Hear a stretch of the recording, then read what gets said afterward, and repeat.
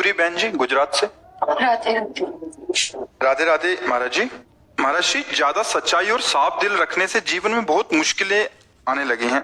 लोग बोलते हैं चालाकी से करते हैं, वो तो अच्छा नहीं, आज का सत्संग सुना था, आज का सत्संग सुना था, इसमें कोई बैठा है जो सत्संग सुना था?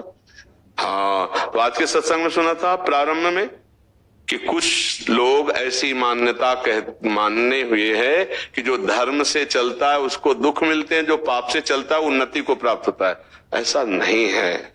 साफ दिल मतलब सत्य पे बोलना, सत्य पे चलना, सत्य आचरण करना। तो दुख किसको हो रहा है?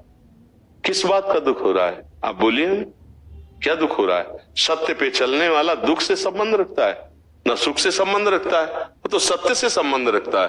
और सत्य तो आनंदमय है, दुख सुख से परे है आनंद। भगवान का क्या नाम है? सच्चिदानंद। तो सत्य तो आनंद से संबंध रखता है, सुख दुख से थोड़ी रखता है। सुख दुख से तो मायाकृत शुभ और अशुभ कर्मों का परिणाम संबंध रखता है। सत्य तो आनंद से संबंध रखता है। किसका प्रश्न है? हाँ, तो ऐसा कैसे? आप व्यवहारिक शब्दों का प्रयोग भले कर लें, परमार्थिक शब्दों में ऐसा आप नहीं बोल सकती कि मैं अच्छे दिल वाले और साफ पवित्र भाव आचरण वाले और मैं दुखी हूं। ऐसा कैसे हो सकता है सके? ये कह रहे हैं कि झूठ और जो चालाकी करता है वो तो अपना बात रख के कहीं आगे चले जाता है। इनका भाव शायद ऐसा है। और हम सत्य के मार्ग पे चल रहे हैं, अपनी बात सत्य से प्रकट करते हैं। आगे कहां जाता है? मतलब संसारिक विषयों में या पदोन्नति तो नष्ट होने जा रहा है। पतंगा आग में लपटने जा रहा है तो नष्ट होने जा रहा है।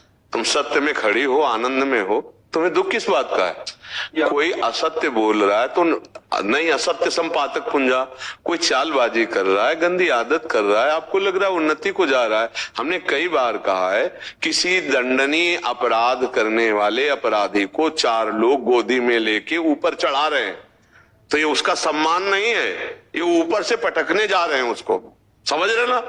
ये बड़ा सम्मान, चार लोग गोद में लिए हुए, नहीं, ये उसको ऊपर से पटकने जा रहे हैं। तो जो आपको दिखाई देती है ना पापाचरण करने में उन्नति, वो उनके सुकृत नष्ट हो रहे हैं वर्तमान में, जो पूर्व के हैं, और वर्तमान का जो पापाचरण है वो उनको पटकने ले जा रहा है ऊपर। ऐसा मेटिया मेट करेगा, किसी काम के नहीं रहेंगे।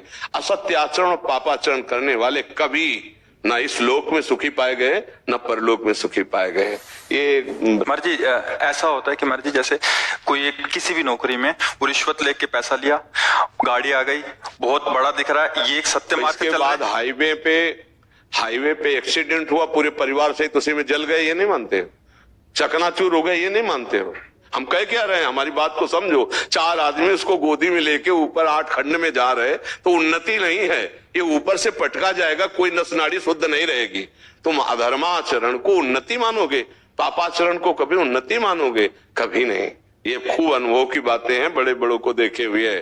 पर महाराज ये दिखता नहीं है, वो तो उन्नति दिखती है, वो नहीं, लौकिक दृष्टि नहीं, परमार्थिक दृष्टि हो तो समझ में ऐसे उन्नति। हमें लगता है सखी धर्म पे चलने वाला और सत्य पे चलने वाला दुखी कैसे हो सकता है? ये तो हमें समझ में नहीं आता है। दुखी नहीं हो सकता। अव्यवस्था को दुख मानते हो अगर, तो ये अव्यवस्थाएं कोई टिकाऊ नहीं। अगर थोड़ी देर के लिए किसी को अनुकूलता मिलती तो थोड़ी देर के लिए प्रतिकूलता मिलती है। मात्रा स्पर्शास्तु कौन्ते शीतोष्ण सुख दुखदा आगमा पाइनो अनित्यास्ता तितिक्षस्व भारत। इनको सहन करे जो दुख सुख की बाहरी व्यवहारिक परिस्थितियां, सत्य पे चलने वाले को परम आनंद की प्राप्ति होती है। भगवान का नाम सत्य है, भगवान सत्य नारायण है, भगवान सच्चिदानंदमय है। ऐसा भाव ही नहीं करते, ऐसा निगेटिव भाव बैठा लेंगे ना आप, तो फिर आप ना तो सत्य पे चल पाएंगे और ना आप सुखी हो पाएंगे। महाराज जी, वो थोड़ी देर के लिए ही बस होता है। हाँ, तो ये सत्संग किस लिए होता है? बड़े बड़े संत महात्मा जो अपना समय देते हैं आपको, वो किस लिए देते हैं? इसी को सुलझाने के लिए देते हैं। यदि ऐसी समय कोई परिस्थिति अंदर आपको फांस रही तो आप ऐसे सत्संग रखिए कि वो चला लिया। अलग अलग प्रसंग है सत्संग के, कभी मन को वश में करने के, कभी काम विजय प्राप्त करने के, कभी समस्याओं के समाधानों के। तो चतुर विवेकी सत्संगियों के वो उतना काट करके अलग रख ले, और जब अपना जो विषय फंसा रहा हो वही चला दे, तो अपने को समाधान मिल जाएगा। अगर हम सत्संग नहीं सुनेंगे, नाम जप नहीं करेंगे, तो फिर फंसा तो लेगा ही मन, कहीं ना कहीं फंसा लेगा। तो इसलिए मुझे लगता है सत्संग सुनिए, नाम जप कीजिए, और असत आचरणों की उन्नति को आप धोखा मानिए वो नष्ट होने के लिए विधान बनता है, वो सुखी होने के लिए नहीं। अगर पापाचरण करके कोई सुखी होता तो रावण जैसे बलिष्ठ ये सुखी होते। परिणाम को देखिए, रान को कुल रोवनी हारा, राम विमुख असहाल तुम्हारा, रहा न को कुल रोवन। विवेकवान वही कदम रखने के पहले परिणाम देखे कि मैं पैर कहां रख रहा हूं। मूर्ख वही है कि चलो यार देखा जाएगा। जब अंधे कुएं में गिर जाओगे तब क्या देख पाओगे। ये अंधा कुआं है संसार, इसमें काम क्रोध लोभ मोह मद मत्सर ऐसी फिसलन है कि वहीं पहुंच जाओगे जहां से निकलना मुश्किल है। 5 मिनट की गलती आजीवन कारावास, एक भयानक गलती फांसी का फंदा गले में, गोली मार दी गई बहुत होश में।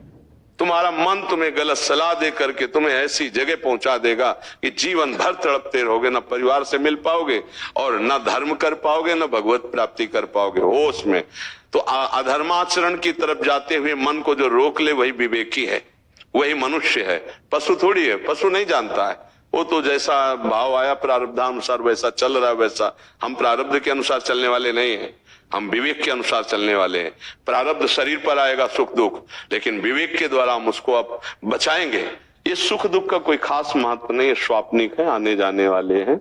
आगमा पाइनो अनित्यास्तितिक्षुष भारत, सत्य पे चलो चाहे जैसी परिस्थिति हो, डिगना मत, तो आनंद की अनुभूति हो जाएगी, भगवदानंद की प्राप्ति हो जाएगी। सत्य का मार्ग बहुत आनंददायक है, दुखद थोड़ी है। ये चालबाजी चतुरता कपट करके चंद रुपए एकत्रित कर लेना, कुछ सुख सुविधाएं एकत्रित कर